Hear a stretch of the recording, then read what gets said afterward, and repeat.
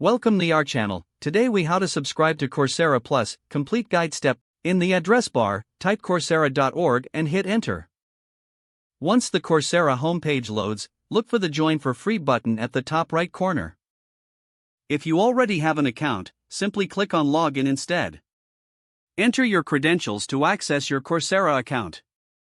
After logging in, navigate to the Coursera Plus section. You can find this by using the search bar or by exploring the main menu. Once in the Coursera Plus section, review the benefits of the subscription. You may be prompted to select a payment method.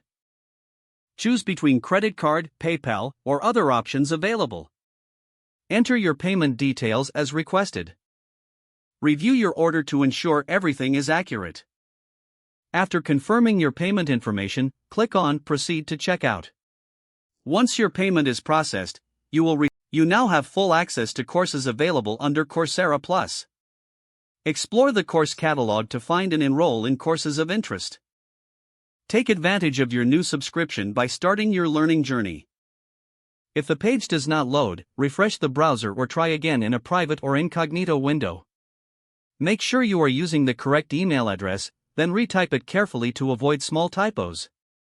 If your password is not accepted, use the reset option and create a new strong password you can remember. Check your spam folder for verification or security emails, then complete any requested confirmation steps.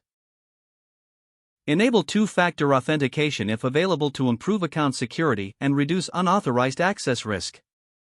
After signing in, review your profile details so your contact information and settings are accurate and current.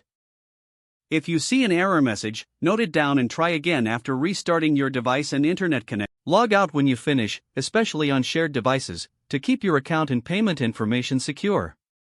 If the page does not load, refresh the browser or try again in a private or incognito window. Make sure you are using the correct email address, then retype it carefully to avoid small typos. If your password is not accepted, use the reset option and create a new strong password you can remember.